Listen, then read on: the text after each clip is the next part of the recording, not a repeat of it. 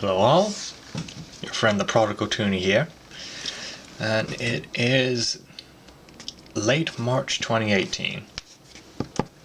That's quite useful for myself.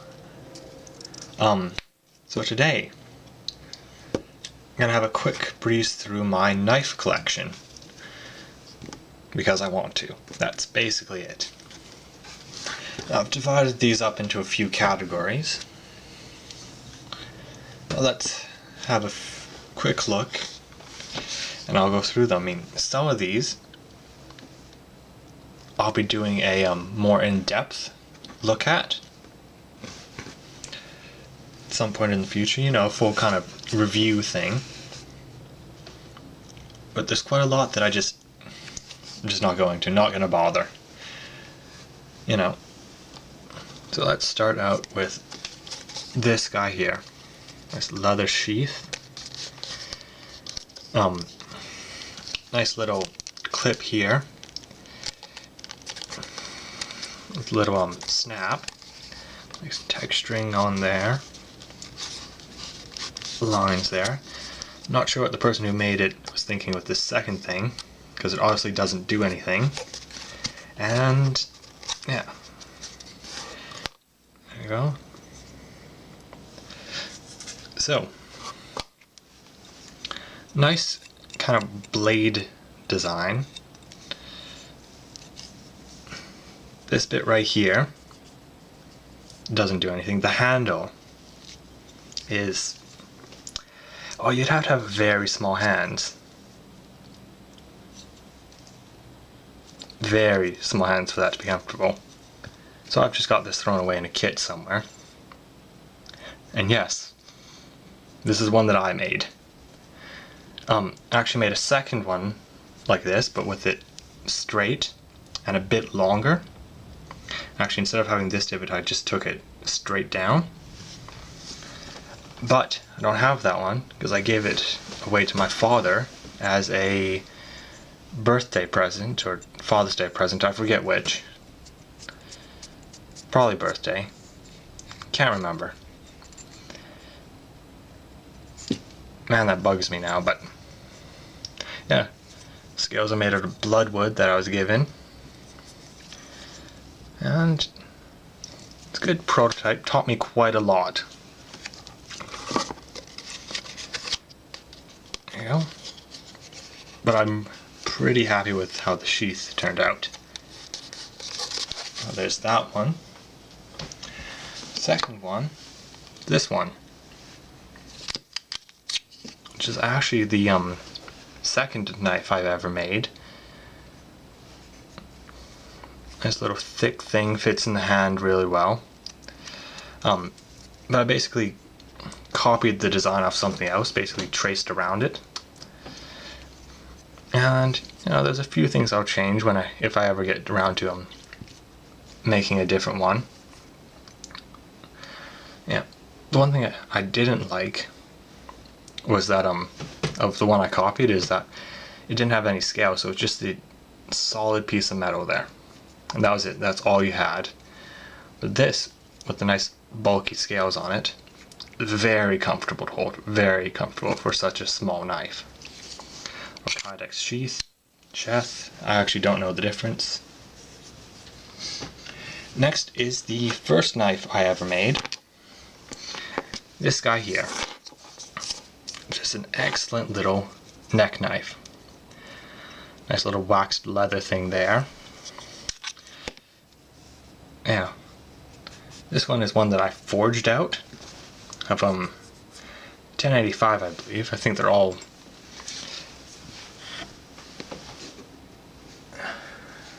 I think they're all 1085 or 01 or I forget. Moving on. Nice little thing. The only complaint that I have about it is the edges are rather hard. Rather sharp edges on it. So it is a bit uncomfortable to hold if you need to really push on it.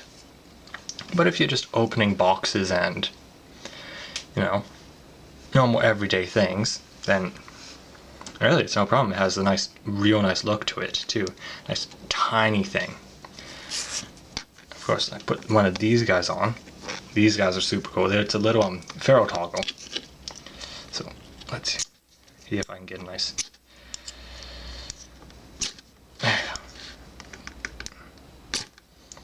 There we go. An excellent thing to do inside, in case everybody was wondering. Yeah, nice little Codex sheath. Nice retention in there. It's a nice little thing. You wear that on your neck and it just kind of looks neat.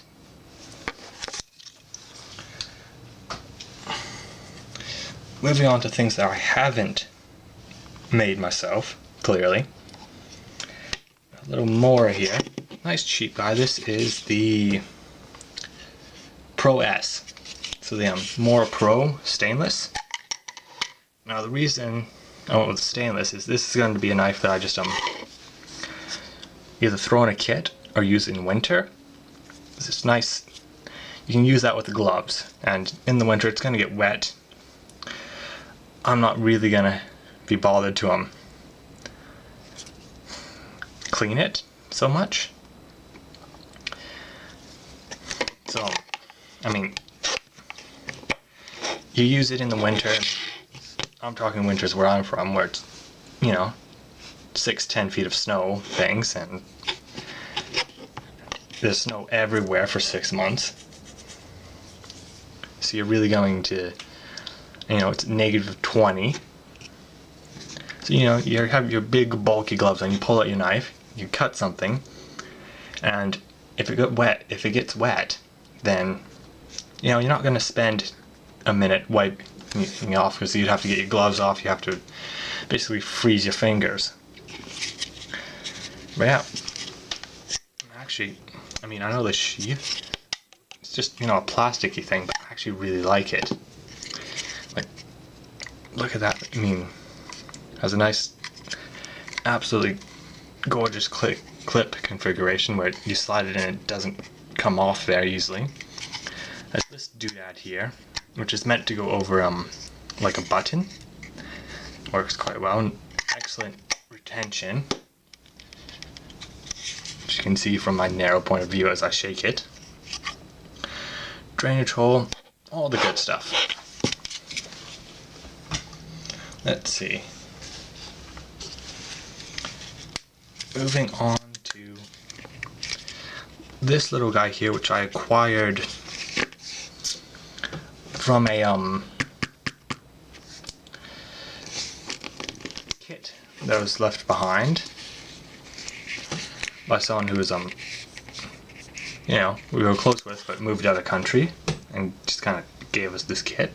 This little knife was in it. Nice little, very classically styled pen blade. Nice brass and excellently figured wood. Lockback design. Clip point, I believe that's called. Very classic design. Very nice piece. Next is this guy, which is a little cannulus.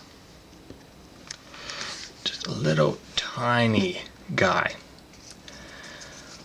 You can still open one-handed. Nice small knife, which shows up excellently on my background, as you can see. It's just a little cheapy thing. Might do a review on this one at some point. Next is this one here. This is a Ozak trail. No idea. It's like this would have to be the cheapest knife I own. And, it's very plasticky, doesn't feel great in the hands. But the reason why I got this was I was shopping online at Walmart, and for the things I wanted to get, shipping was like $15. But I was like $1.25 away from free shipping, so I threw in a $2 knife.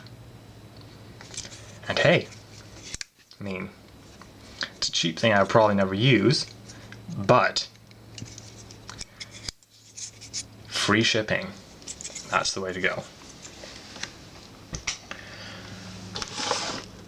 Let's see, moving on to this is my standard everyday carry, Swiss Army.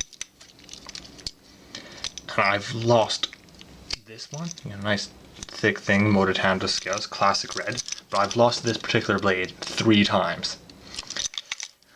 It's a bit annoying, because there are so many tools on this that I use all the time, like the scissors, and mostly the scissors. But the first time I lost it, and I lost it for probably 2 months before finding it again, 2-3 months, I went out and bought this one here, which is just the basic 1 big blade, 1 small blade, your bottle opener that you never use, and your can opener that nobody seems to know how to use. It's not that hard actually. Toothpick, tweezers. I use the tweezers all the time, to tell you the truth, when I get a lot of splinters. So I use the tweezers on the other one all the time, every day. Yeah, nice little small guy. I mean, pretty much the cheapest one that had all the functionality I wanted. Let's see. Moving on, this is a bit of one that's a bit of a project for me. This is it's a Mora as well. Nice little hook knife. Didn't come sharp, so I'm in the process of sharpening it. Had some wonky handle shape that just came out like this. That was completely uncomfortable, so the blade is in such an, here's the blade here on this end. Not very sharp, but the handle is such, it's not uncomfortable right now, but it's on such an odd angle. I assume you'd want, I don't know, it's an interesting bit of kit that I'm working on getting sharpened up. Slowly, when I have the time. Don't really have the proper tools from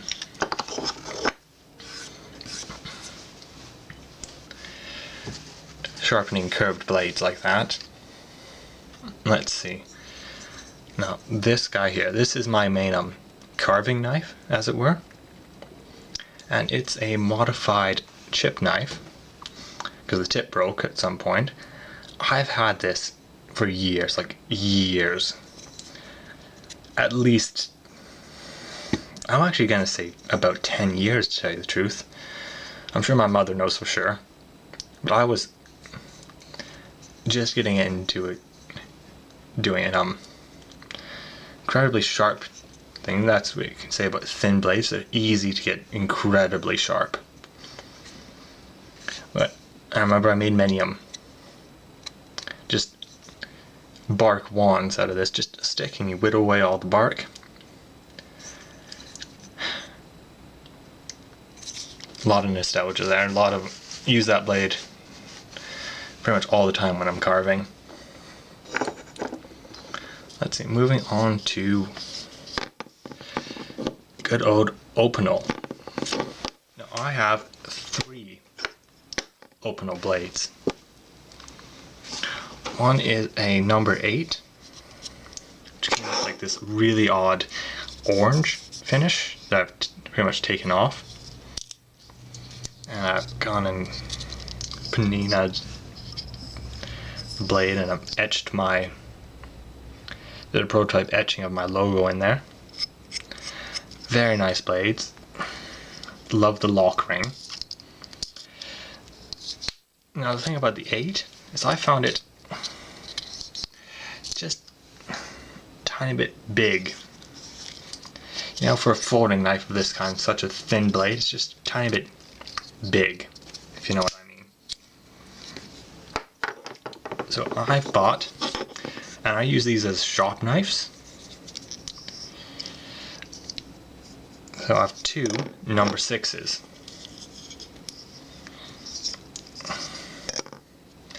Now, I just use these as sharp knives. And I have, them where I need them. They're so nice. They're so thin, and so you can get a bit of flex on them. Being to finish up the bottoms of turnings and whatnot. And you can just throw them wherever.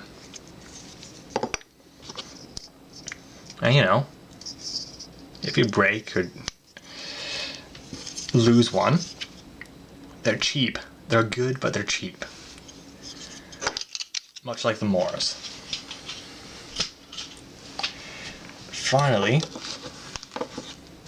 get into the last 3, which is good because this video is overly long. It really is. It's overly long. We get into, I'm going to save the most interesting, best, I don't know, for last. Let's start with this guy, which is in a thing I picked up from somewhere I work. Got it very cheap. That's why it's in a really ugly color. ABU. That's the type thing. Actually, since coming down to the States, I've seen more ACU and ABU than I've ever wanted to see in my life. Yeah, this is a KRKT, which I always want to pronounce cricket for some reason. It's a little KC Wasp. It's a very nice little blade. Like, love the little, I want to say G10, but it might be Micarta. I honestly don't know enough to tell the difference. Lovely, like heavy in the hand, but feels just beautiful. Absolutely a lovely knife. Of course, I'm not really the person who goes into collecting things like this just for the sake of having them. And I wasn't even planning to buy a knife when I got this. My God. It was a third of the they had a bunch of these on clearance and sale for a third of the retail price. So I just, picked one up. Why not?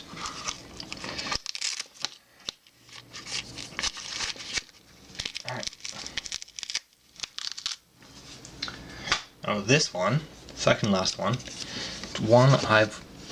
probably my oldest one. I originally had a Swiss Army, just a basic one, but I lost that at some point. But this one here is a Kershaw. Let's see. I have no idea. I forget the name. I looked it up at some point years ago, but can't remember. Nice Kershaw assisted. Like, this was a gift from my grandfather. And for the longest time, this was my everyday carry. For years and years, this is what I carried. It's a nice one. Fits nicely in the hand. I mean, you can see that I put the clip in the tip up position. So I just prefer, pulling it out of my pocket like that and just being able to deploy it. Nice blade shape. I looked up the steel as well at some point. I can't remember. It's one of their it's not one of their high-end ones, but it is this thing 5, 6, 7, maybe 8 years old. I can't even remember anymore. But look at that, just still absolutely beautiful. Kershaw makes good knives, makes good, as you can see, makes good knives. And they're not paying me to say that, because nobody's paying me for this. Nobody's sponsoring this stuff. Alright, lastly, this is one that I picked up, last year actually. I've had my eye on it since it was released. Not released, but announced at the beginning of 2017. But it is the Kershaw Pub.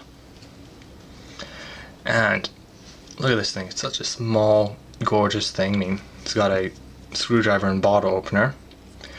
Because why not? I mean, I've never used either. But I like it. It's a bit of a look at that thing. Nice stonewashed finish. Nice modified sheep's foot or whatever. And it's a bit like a friction folder, only it has this ball indent here. That, as you go around, it has two positions that it kind of snaps into.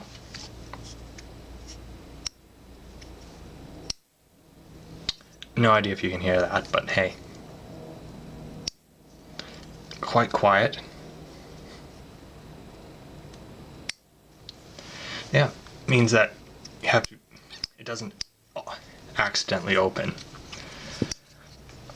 And, you know, not one of their expensive blades by any mean.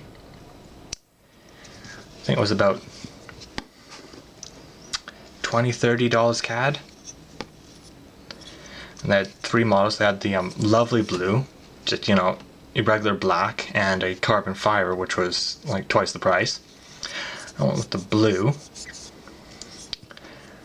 and you can see it's a bit scuffed up because I actually put it on my key ring for a while and carried it about just to see how it would behave. You know, aluminum scale on one side, steel on the other, I believe. Such a thin thing, so you can slip that in anywhere and not notice it. You know, like, you can hang it, and you know, with a nice blue one, it just looks like a thing. It doesn't look like a knife at all, really. Like if you had you just saw this dangling off some guy's backpack or, you know, belt loop or something, probably wouldn't even have a second look at it. I mean, if you did, you'd go, oh yeah, that's a knife, but such a threatening thing. Like, when you compare this to this, for instance, like you pull this out and, ooh, it's a knife. But you pull this out and it's just, you know,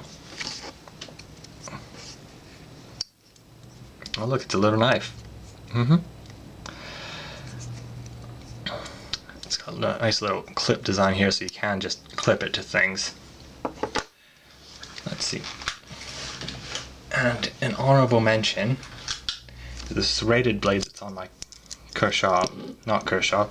Leatherman Crunch here. But serrated blades are useless. They don't count. And I probably have other knives somewhere, but I've forgotten about them. Anyways, this has been the Prodigal Tuning, and nobody's left watching. Bye!